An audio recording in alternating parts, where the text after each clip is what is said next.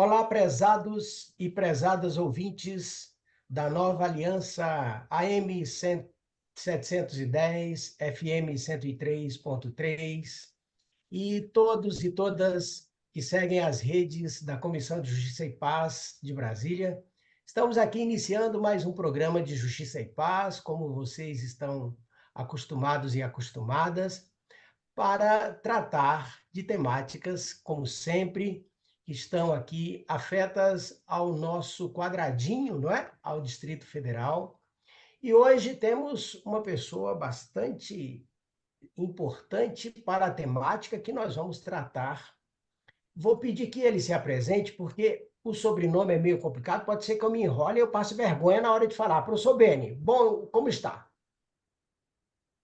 Eu estou muito bem, Vicente, e agradeço a você e à Comissão de Justiça e Paz, por quem eu tenho grande admiração, o convite para dialogarmos aqui, né? Eu sou arquiteto urbanista, sou professor da Universidade de Brasília, na área de planejamento urbano, urbanismo, né?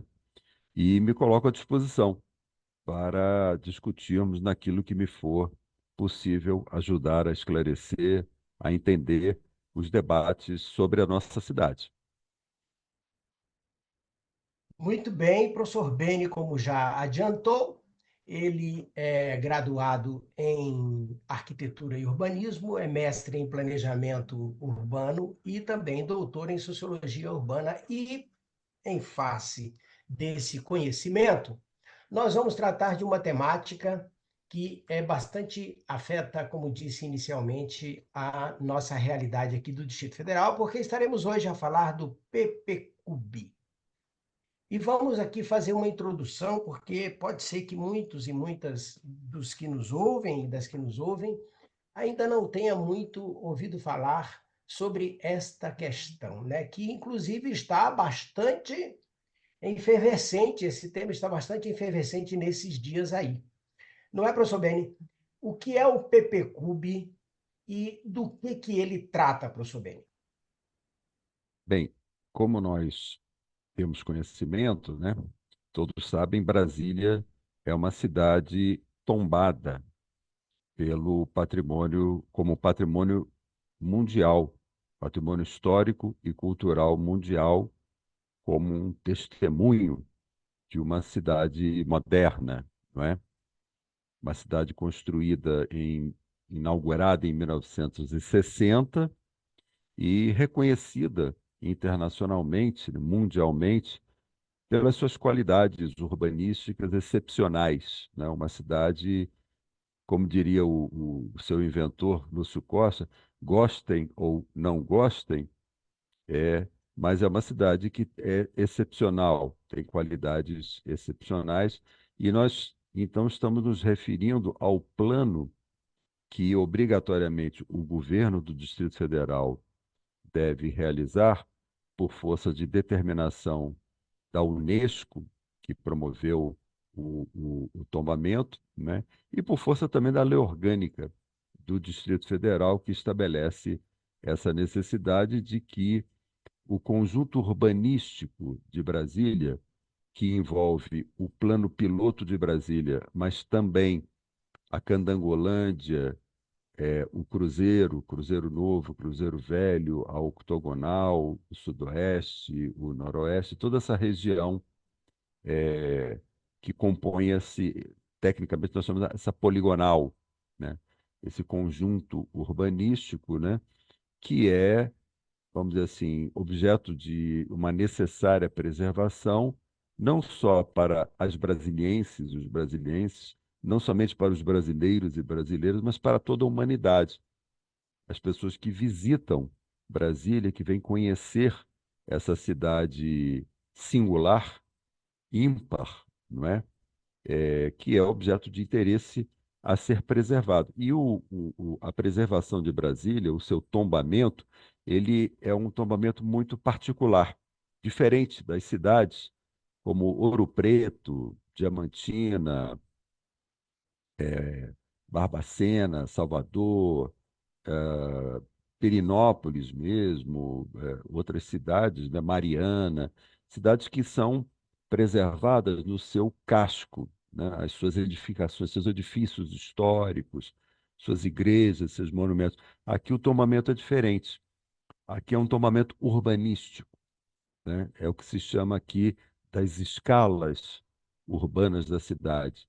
A escala monumental, onde fica a esplanada dos ministérios, né? A catedral, o Congresso Nacional, os palácios governamentais, né? A escala residencial, que são as superquadras, que é um modo novo de viver, né? Com aqueles edifícios que saem do chão sob pilotis, e o chão é livre. Né? O chão é livre para pedestres circularem, né? Ou pelo menos deveria ser, porque em muitos lugares eles botam obstáculos, né? Temos a escala também gregária, que é a parte central da cidade, os setores comerciais, né? As autarquias.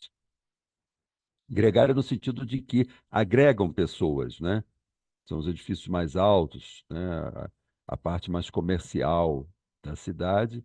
E, finalmente, a escala bucólica, que é essa fartura de áreas verdes que Brasília possui, né? O lago, as bordas do lago, isso tudo que constitui a chamada cidade-parque, a cidade-jardim, né?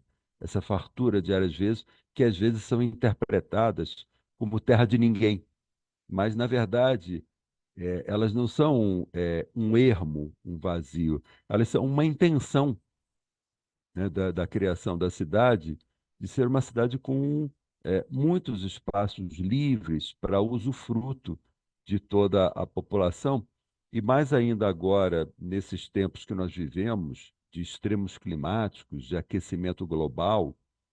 Agora vivemos uma tragédia aqui no Brasil, no Rio Grande do Sul, em Porto Alegre, mas em outras cidades também, das enchentes e alagamentos. Então, nesse contexto do aquecimento global, dos extremos climáticos, né, Brasília, então, passa, digamos assim, a preservar essas características de uma cidade onde, não obstante o clima seco em algumas épocas do ano, mas que é uma cidade que tem essas amenidades verdes, né, para usufruto de toda a população. Então, são essas quatro escalas que são objeto de preservação com diretrizes, com parâmetros, com propostas que esse plano de preservação deve, então, estabelecer. O plano foi aprovado na Câmara Legislativa do Distrito Federal, e eu quero aqui destacar que ele foi aprovado por 18 votos contra 6 votos contrários. A Uhum, bancada oposicionista, que entendeu que o plano não está completo, o uhum, plano tem problemas do ponto uhum. de vista de garantir a preservação da cidade Da e cidade. privilegiar interesses particulares, sobretudo do Uhum, mercado imobiliário, em detrimento do interesse público coletivo. uhum. Excelente, professor Beni. Inclusive, você fala aí das questões importantes não só para a mantença da cidade, mas dentro desse grande problema que hoje vivemos dos mecanismos climáticos, né? Refletimos aqui em programas anteriores o quanto que a fala do Papa Francisco para a chamada da temática da casa comum tem refletido sobre essa questão do impacto climático, né? Para a mantença da vida de todos e de todas, porque afinal de contas, como ele mesmo cita, e nós temos essa clareza, é, todo este conjunto de humanidade e de natureza é absolutamente correlacionado, né? Então, perfeita e muito bem destacada essa questão que você aponta da importância do PPCub para essa questão também dos impactos climáticos. E nesse sentido, professor Beni, você falou aí que este plano de preservação do conjunto urbanístico ele tem uma relação próxima, mas aqui com o centro, digamos assim, não é? Ou as áreas mais conjugadas ao centro. Qual a relação que isso também tem de importância para a periferia da cidade? Até que ponto estar atento para essa questão tão importante de atender a determinados parâmetros de mantença, né, da qualidade do centro tem projeções e impactos para a nossa periferia, Taguatinga, Ceilândia, Gama e todo o nosso setor ao redor. E também a grande região metropolitana, né, professor Beni? É um dado muito interessante a ser considerado é que, na origem, essa cidade surgiu de um concurso de propostas, né? Um concurso de planos, né? Para o plano que seria o plano piloto. O plano piloto é uma ideia de algo, alguma coisa a ser testado, verificado se funciona. Um plano piloto, né? A gente fala assim, né? Vamos fazer um projeto piloto para testar, ver se ele vai bem. Então, eu acho interessante considerar que quando houve o concurso, está me ouvindo, Vicente? Perfeitamente, professor Beni, estamos te ouvindo. Então, quando houve o concurso, os participantes consultaram para saber qual seria a população máxima, a população limite. E essa população foi indicada como sendo. Está me ouvindo, Vicente? Continuamos te ouvindo, professor. Pode falar. Essa população foi indicada com o número de 500 mil habitantes. Uhum, 500 mil habitantes para, vamos dizer assim, a consolidar, completar a população da cidade capital proposta. E é muito curioso observar que, passados 64 anos daquele concurso e da inauguração da cidade, hoje, efetivamente, moram no plano piloto de Brasília cerca de 198 mil habitantes, nossa. ou seja, nem a metade. Uhum, Entretanto, uhum, como nós vivemos numa cidade de forte segregação social, social e espacial, né, em que a imensa maioria da população é excluída das uhum, condições de moradia nessa área, digamos assim, privilegiada do ponto de vista da qualidade da sua infraestrutura, dos seus serviços, do ponto de uhum, vista da grande concentração de oportunidades de trabalho, de estudo, de equipamentos de saúde, de educação, né? uhum. É, Entretanto, eu diria assim que mais de 90% da população do Distrito Federal, que é hoje cerca de 3 milhões de habitantes, mora nas chamadas regiões administrativas, que nós sempre chamamos de cidades satélites, né? Isso. Eu não gosto muito de aplicar aqui o termo periferia nesse caso, né? Porque eu penso que cada vez mais as cidades satélites vão se autonomizando e deixando de ser periferia para virarem centros próprios, né? Uhum, Ou lugares onde as ofertas de oportunidade de trabalho, emprego, estudo, saúde, comércio, serviços, etc. e tal. Veja o caso mesmo de Taguatinga, de Ceilândia, de Samambaia, o uhum. crescimento enorme de Águas Claras, toda essa região, bem como Gama ao sul, bem como Sobradinho e Planaltina ao norte, né? Ao norte da cidade que eu falo, né? Sim. Então, é, é, e, por outro lado, ainda uma boa parte da população se desloca diariamente, cerca de 2, 3 horas de ida e volta para trabalhar, porque ainda se concentram mais de 40% dos empregos formais de carteira assinada, ainda se concentram nas áreas centrais do plano piloto, né? Ali na região central das esplanadas dos ministérios, ali no CIA, né? Setor de indústria e abastecimento, ali próximo à rodoviária interestadual, há uma grande massa ainda de emprego. E esse deslocamento cotidiano, pendular, de população que vai e vem no início do dia, volta no final do dia, isso aí duplica, triplica, quadruplica, às vezes, a população de 200 mil habitantes do plano piloto. Então, isto significa que nós temos, inclusive nesse PPCub, o enorme desafio de promover a democratização da, das áreas centrais, né? Nós temos que, ao mesmo tempo, eu digo nós como políticas públicas que nós defendemos, né? Políticas Uhum. públicas que descentralizem, desconcentrem as oportunidades, os serviços, a qualidade das infraestruturas e dos equipamentos urbanos, descentralize amplamente para todas as cidades do DF e, inclusive, para as cidades que fazem parte da periferia metropolitana, as cidades goianas, onde a maioria da população se sente muito mais brasiliense do que goiano, É, né? A população se sente, ela tem muito mais sentido de pertencimento isso. a Brasília do que a Goiânia ou do que outras cidades, né? Uhum. Então, ao mesmo tempo que a política pública que nós defendemos é no sentido de descentralizar, desconcentrar oportunidades, equipamentos, etc., por outro lado, nós precisamos também democratizar mais Brasília, para que o conjunto da população brasiliense, que eu reputo envolve até essa periferia metropolitana, que possa usufruir desse patrimônio histórico e cultural. Frequentar os teatros, os cinemas, os comércios e serviços, usufruir dessas oportunidades, né? Uhum.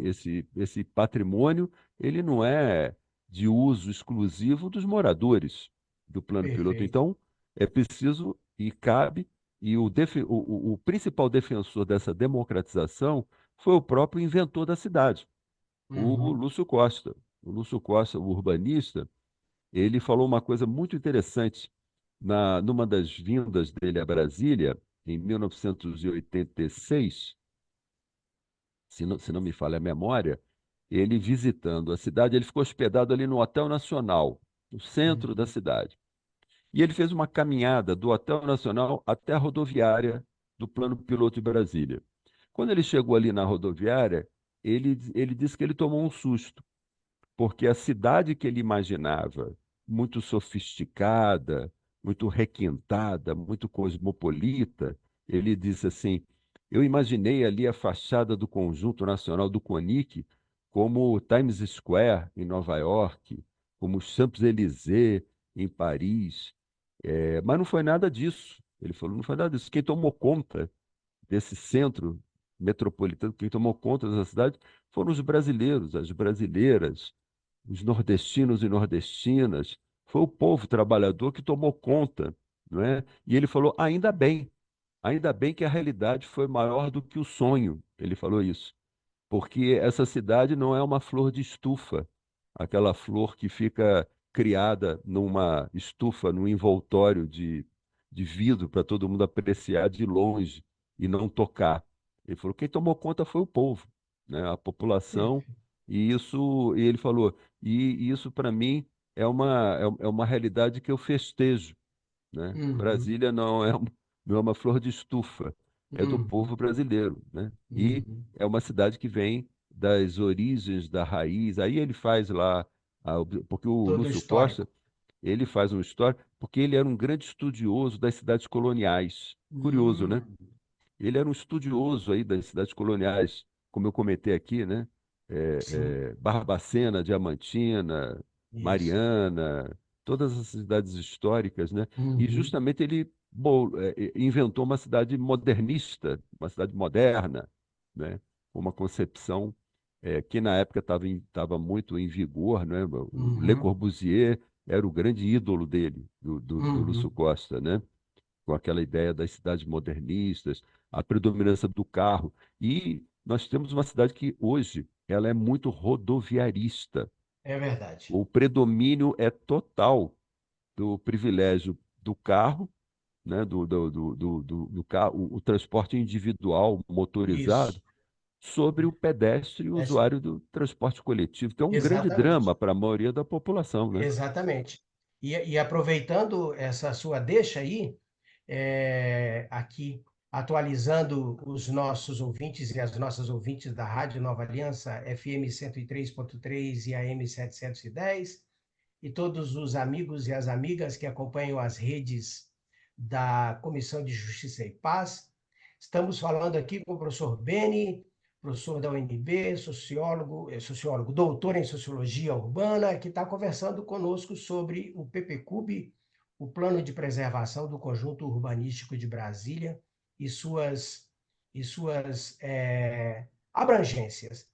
Professor, você falava aí, você começou a falar aí no finalzinho, sobre a questão do transporte e tal, e etc. E eu ia exatamente chamar para essa questão.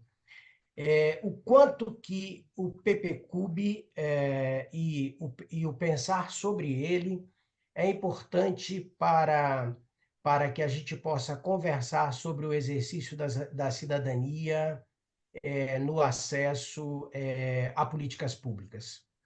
O quanto que isso é fundamental. Esse é um ponto fundamental e dos mais criticados, né, pelos analistas do PPCUB e muito destacado, inclusive, pelos deputados que votaram contrariamente à sua aprovação, não porque eles considerem que não deva existir um plano de preservação, mas porque esse plano precisa ser aprimorado, precisa ser aprofundado exatamente nesses aspectos de acesso à cidadania, de melhoria de condições para que a cidadania possa não só preservar, mas democratizar, usufruir, garantir que esse patrimônio histórico e cultural efetivamente seja de todas e de todos os habitantes, não só desta cidade, mas do país e do mundo, que possam usufruir dessas condições. É interessante que, na maioria das cidades que são, inclusive, preservadas, conservadas, né, como um patrimônio, né? Estou aqui pensando aqui, cidades que têm mais de 1000 anos, como Paris, como Madrid, como Londres, cidades já de longa história, né, e que são preservados os seus monumentos, etc. e tal, tem um sistema de transporte público quase que impecável. As pessoas sejam turistas, ou sejam moradores, ou visitantes, ou trabalhadores e trabalhadoras, as pessoas circulam com uma relativa facilidade, né, por toda a cidade. É isso que nós chamamos que é um direito à cidade garantido para todas e para todos. As pessoas podem ir e vir, circular, usufruir plenamente dessa festa de cidadania que é uma cidade histórica, uma cidade como patrimônio da humanidade, né? Então, esses aspectos foram bastante apontados criticamente pelos deputados distritais, e não só pelos deputados, pela consciência crítica da cidade, né? Pelas pessoas que querem garantir e preservar, mas querem democratizar, né? Querem que esse acesso não seja exclusivo, elitista, como hoje, em grande medida, ele é. Ele é, né? O preço da moradia, o metro quadrado para se viver nas áreas centrais, ele é exorbitante, ele é excludente para a maioria da população, né? E não vamos nos iludir, existe uma grande quantidade de imóveis vazios, subutilizados, há uma grande ociosidade e com muita infraestrutura disponível, não é? Você Então, falava aí da metade, que está ocupado somente a metade do que havia sido previsto, não é isso? do ponto de vista de população, né? Exatamente, populacional, Do exatamente. ponto de vista populacional, né? Então, é impressionante o dado de que hoje, atualmente, a maioria dos imóveis residenciais é ocupado ou por um casal ou por uma pessoa. Mais de 50% dos imóveis residenciais tem uma família composta por um casal ou boa parte deles por uma única pessoa. Chama-se a família unipessoal, né?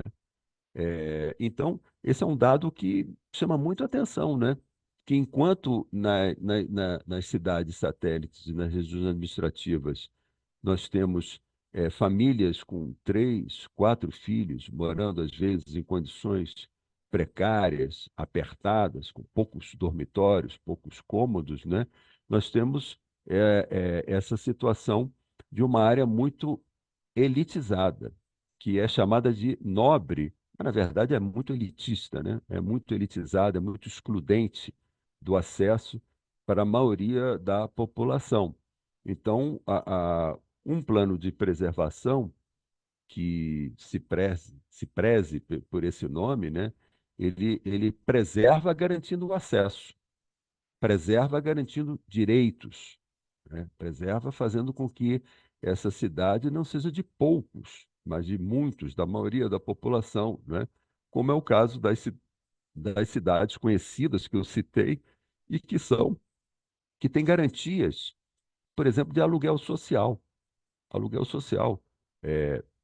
Para que a cidade funcione, não são só as pessoas de alta renda que vão morar, mas é o trabalhador, a trabalhadora, o padeiro, a açougueira, a professora, o professor, o profissional da área de saúde, enfim, que precisam morar em condições dignas para, inclusive, fazer com que a cidade funcione e para que todos possam usufruir da cidade. Então, esse tipo de crítica ao plano que foi aprovado, no sentido de que ele privilegia poucos, privilegia interesses particulares, interesses privados, em detrimento do bem comum, né, dessa casa comum que o Papa Francisco muito bem pontuou, né, nos colocou, né, como desafio, né, ele exige um esforço de melhoria desse plano de preservação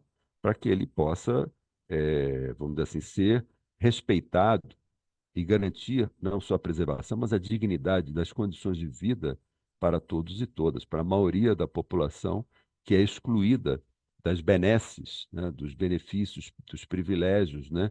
Então, nós que estamos nesse campo crítico ao plano de preservação do modo como ele foi aprovado, nós entendemos que ele deva existir. Precisamos de um plano que preserve, ajude a preservar essa cidade patrimônio, né? Mas precisamos garantir que ela seja não elitista. Perfeito, Precisamos garantir que perfeito. ela seja para a maioria da população, né? Uhum, Não perfeito. só para os visitantes ilustres, né, que Certo. passam 2 ou 3 dias fazendo lobby nos corredores dos ministérios e do Congresso Nacional, né?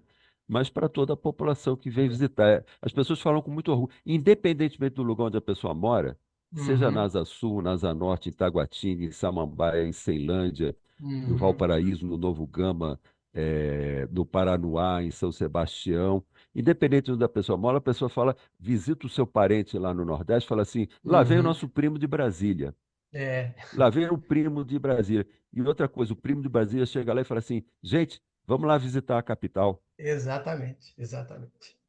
Professor Beni, eu estou achando que eu vou ter que te convidar para um outro programa, porque tem mais coisa para a gente conversar sobre isso, inclusive porque você apontou aí questões que talvez a comunidade toda precise tomar conhecimento das incongruências que foram aprovadas, não é, para o plano e que você aí tão enfaticamente coloca como sendo empecilhos para o exercício da cidadania de todos e de todas e que a gente, infelizmente, não vai dar tempo de tratar aqui. Mas vou te convidar para um próximo programa já antecipadamente, mas quero agradecer a essa oportunidade deste momento que tivemos aqui, e dizer da grande alegria de ter te encontrado e um minutinho aí para você se despedir dos nossos ouvintes e das nossas ouvintes. Eu que tenho é que agradecer, né? O convite honroso. Como eu disse inicialmente, eu tenho muito apreço pela Comissão de Justiça e Paz, né? Tenho muita identidade com a linha de trabalhos que é desenvolvida, né? Que eu acho que é de uma sensibilidade muito grande na luta por justiça, por cidadania, aonde eu incluo o tema do direito à cidade, né? Dessa luta por justiça, por direitos, por cidadania, não é? Pela inclusão social, né? Pelo reconhecimento de direitos. Então, eu me sinto muito honrado aqui de poder compartilhar desse diálogo, né? Colocando um tema que às vezes é um tema um pouco espinhoso, né? Pode parecer um pouco técnico demais, né? Com termos muito urbanísticos, vamos chamar assim, né? Mas que eu creio que é um tema de interesse de toda a cidadania, de quem quer construir uma sociedade e um mundo melhor, mais justo, mais igualitário para toda a humanidade. Muito bem, agradecendo esta oportunidade e já convidando o professor para a gente continuar o debate nessa questão dos desafios que o PPCub apresenta do jeito que foi aprovado pela Câmara Legislativa para o nosso exercício da cidadania. Quero agradecer a todos e a todas que nos acompanharam neste programa de Justiça e Paz, da Comissão de Justiça e Paz. Quero também convidar a todos e a todas para que, em seguida, acompanhem a reflexão sobre o Evangelho do dia, feito pela nossa querida integrante da comissão, Simone Furquim, nossa teóloga. E logo em seguida ao nosso programa, acompanhe o programa de Dom Paulo, nosso arcebispo, que certamente será bastante interessante. Um grande abraço a todos e a todas e até o próximo programa de Justiça e Paz. Um abraço. Olá, ouvintes. A leitura de hoje é Mateus, capítulo 10, versículo 24 a 33. No início deste capítulo, nos primeiros versículos, o evangelista apresenta Jesus convocando os discípulos para a missão. E no texto de hoje, Jesus proclama um discurso missionário, animando e exortando seus seguidores. Falem abertamente e sem medo. Não ter medo. Esta é a palavra-chave da boa notícia hoje. Jesus repete por 3 vezes: não tenhais medo. Não temais os que matam o corpo, mas não podem matar a alma. No Evangelho de Mateus, a palavra alma, do grego psique, traduz o significado hebraico nefesh, que quer dizer hálito, sopro vital, respiro. Não está se referindo ao dualismo da filosofia grega, corpo e alma, mas sim à vida plena, vida com dignidade, vida em abundância, conforme João no capítulo 10. Os que acusam Jesus como Beelzebul e que perseguem seus seguidores matam o corpo, mas não podem lhes tirar a vida, pois a justiça de Deus é imortal, conforme nos lembra o livro de sabedoria. Quem escreveu que a justiça de Deus é imortal sabia que de alguma forma a morte não é o fim último e por isso não devemos temer. Devemos ter coragem, lutar pela vida digna das pessoas, assim como todos aqueles e aquelas que lutaram. Lembremos de nossos mártires da caminhada cristã. Assim fizeram as comunidades cristãs no tempo que o Evangelho de Mateus foi escrito. Elas fizeram memória dos ensinamentos e vida de Jesus de Nazaré, seguiram seus passos, proclamaram abertamente o Evangelho, lutaram por justiça. O Evangelho de Mateus é conhecido por apresentar Jesus como aquele que proclama o reino da justiça. Por este motivo, estes cristãos e cristãs viveram fortes perseguições nos tribunais civis e nas sinagogas, porque instauraram algo novo, porque saíram daquela tradição fechada do rigorismo do judaísmo da época e noticiou a novidade de Jesus. Muitos cristãos sofreram martírio, palavra grega que significa testemunha, pois eles foram fiéis ao projeto de Deus para a humanidade. A opção pelo Evangelho causa conflitos e perseguições porque revela a opção de Jesus, o projeto de Deus para os pobres. E quando falamos em pobres, estamos nos referindo aos empobrecidos, que são todos aqueles e aquelas que sofrem injustiças sociais. O texto ilumina nossa missão como cristãos e cristãs. Falem abertamente sem medo. Falar abertamente sem medo é denunciar aqueles que matam a dignidade da pessoa humana. Continuemos na missão de Jesus de Nazaré, percorrendo as periferias das Galileias de hoje, levando a boa notícia a todos aqueles e aquelas que necessitam. Não tenhais medo. Para o nosso Pai, que estabelece o reino dos céus, vós valeis mais do que muitos pardais, pois todos e todas são filhos e filhas do Pai. Sigamos todos e todas com coragem. Amém.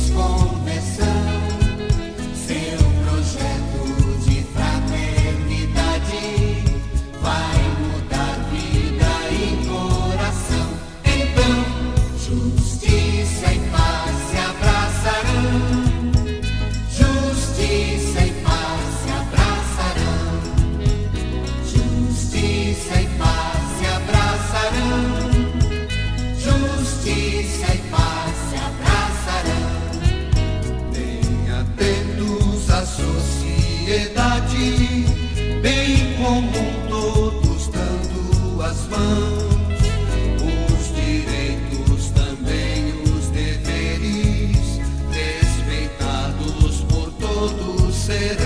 Então